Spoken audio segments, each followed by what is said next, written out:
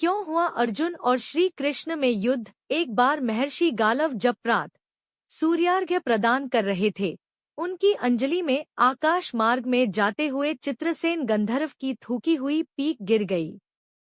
मुनि को इससे बड़ा क्रोध आया। वे उसे शाप देना ही चाहते थे कि उन्हें अपने तपोनाश का ध्यान आ गया और वे रुक गए। उन्होंने जाकर भगवान श्री कृष्ण से फरियाद की।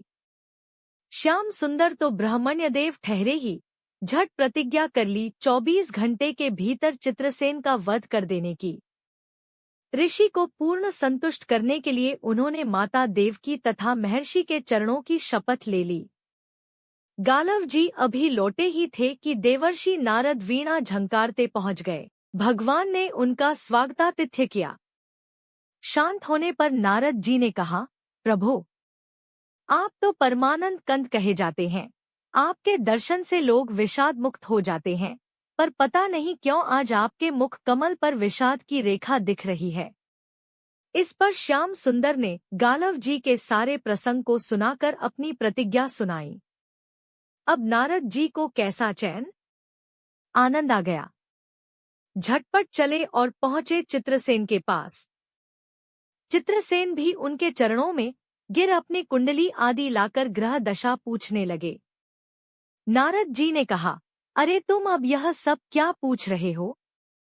तुम्हारा अंतकाल निकट आ पहुंचा है। अपना कल्याण चाहते हो तो बस कुछ दान पुण्य कर लो। 24 घंटों में श्री कृष्ण ने तुम्हें मार डालने की प्रतिज्ञा कर ली है। अब तो बेचारा गंधर्व घबराया। वह इधर उधर दौड़ने लगा। वह ब्रह्मधाम, शिवपुरी, इंद्रयमवरुण सभी के लोकों में दौड़ता फिरा, पर किसी ने उसे अपने यहाँ ठहरने तक नहीं दिया। श्री कृष्ण से शत्रुता कौन उधार ले। अब बेचारा गंधर्वराज अपनी रोती पीटती स्त्रियों के साथ नारद जी की ही शरण में आया। नारद जी दयालु तो ठहरे ही, बोले, अच्छा यमुना तट पर चलो। वहां जाकर एक स्थान को दिखाकर कहा, आज आधी रात को यहाँ एक स्त्री आएगी। उस समय तुम ऊंचे स्वर में विलाप करते रहना। वह स्त्री तुम्हें बचा लेगी, पर ध्यान रखना, जब तक वह तुम्हारे कष्ट दूर कर देने की प्रतिज्ञा न कर ले, तब तक तुम अपने कष्ट का कारण भूलकर भी मत बताना। नारद जी भी विचित्र ठहरे। एक ओर तो चित्रसेन को यह समझाया, दूसरी ओर पहुंच गए अर्जुन के महल में सुभद्रा के पास। उससे बोले, सुभद्रे, आज का पर्व बड़ा ही महत्वपूर्ण है। आज आधी रात को यमुना स्नान करने तथा दीन की रक्षा करने से अक्षय पुण्य की प्राप्त होगी। आधी रात को सुभद्रा अपनी 1-2 सहेलियों के साथ यमुना स्नान को पहुंची। वहां उन्हें रोने की आवाज सुनाई पड़ी। नारद जी ने दीनोद्धार का माहात्म्य बतला ही रखा था। सुभद्रा ने सोचा, चलो अक्षय पुण्य लूट ही लूं। वे तुरंत उधर गईं, तो चित्रसेन रोता मिला। उन्होंने लाख पूछा, पर वह बिना प्रतिज्ञा के बतलाए ही नहीं। अंत में इनके प्रतिज्ञाबद्ध होने पर उसने स्थिति स्पष्ट की। अब तो यह सुनकर सुभद्रा बड़े धर्म संकट और असमंजस में पड़ गईं। एक और श्री कृष्ण की प्रतिज्ञा, वह भी ब्राह्मण के ही के लिए, दूसरी ओर अपनी प्रतिज्ञा। अंत में शरणागत त्राण का निश्चय करके वे उसे अपने साथ ले गईं। घर जाकर उन्होंने सारी परिस्थिति अर्जुन के सामने रखी। अर्जुन का चित्रसेन मित्र भी था। अर्जुन ने सुभद्रा को सांत्वना दी और कहा कि तुम्हारी प्रतिज्ञा पूरी होगी। नारद जी ने इधर जब यह सब ठीक कर लिया, तब द्वारका पहुंचे और श्री कृष्ण से कह दिया कि महाराज, अर्जुन ने चित्रसेन को आश्रय दे रखा है, इसलिए आप सोच विचार कर ही युद्ध के लिए चलें। भगवान ने कहा, नारद जी, एक बार आप मेरी ओर से अर्जुन को समझाकर लौटाने की चेष्टा करके तो देखिए। अब देवर्षि पुन दौड़े हुए द्वारका से इंद्रप्रस्थ पहुंचे। अर्जुन ने सब सुनकर साफ कह दिया, यद्यपि मैं सब प्रकार से श्री कृष्ण की ही शरण हूँ और मेरे पास केवल उन्हीं का बल है, तथापि अब तो उनके दिए हुए उपदेश क्षात्र धर्म से कभी विमुख न होने की बात पर ही दृढ़ हूँ। मैं उनके बल पर ही अपनी प्रतिज्ञा की रक्षा करूंगा। प्रतिज्ञा छोड़ने में तो वे ही समर्थ हैं।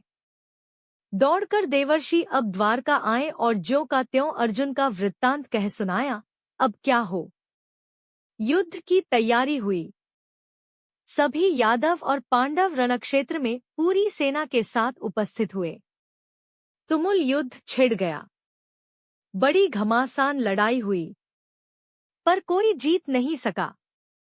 अंत में श्री कृष्ण ने सुदर्शन चक्र छोड़ा, अर्जुन ने पाशुपतास्त्र छोड़ दिया। प्रलय के लक्षण देखकर अर्जुन ने भगवान शंकर को स्मरण किया। उन्होंने दोनों शस्त्रों को मनाया। फिर वे भक्तवत्सल भगवान श्री कृष्ण के पास पहुंचे और कहने लगे, प्रभो, राम सदा सेवक रुचि राखी।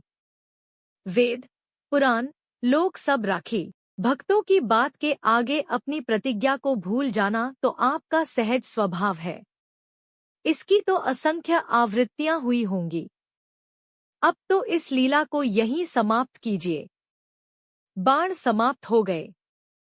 प्रभु युद्ध से विरत हो गए। अर्जुन को गले लगाकर उन्होंने युद्धश्रम से मुक्त किया, चित्रसेन को अभय किया। सब लोग धन्य धन्य कह उठे। पर गालव को यह बात अच्छी नहीं लगी। उन्होंने कहा, यह तो अच्छा मजाक रहा। स्वच्छ हृदय के ऋषि बोल उठे, लो मैं अपनी शक्ति प्रकट करता हूँ। मैं कृष्ण, अर्जुन, सुभद्रा समेत चित्रसेन को जला डालता हूँ। पर बेचारे साधु ने ज्यों ही जल हाथ में लिया, सुभद्रा बोल उठी, मैं यदि कृष्ण की भक्त हूँ और अर्जुन के प्रति मेरा प्रतिव्रत्य पूर्ण हो तो यह जल ऋषि के हाथ से पृथ्वी पर न गिरे। ऐसा ही हुआ। गालव बड़े लज्जित हुए। उन्होंने प्रभु को नमस्कार किया और वे अपने स्थान पर लौट गए। तदनंतर सबो अपने अपने स्थान को पधारे।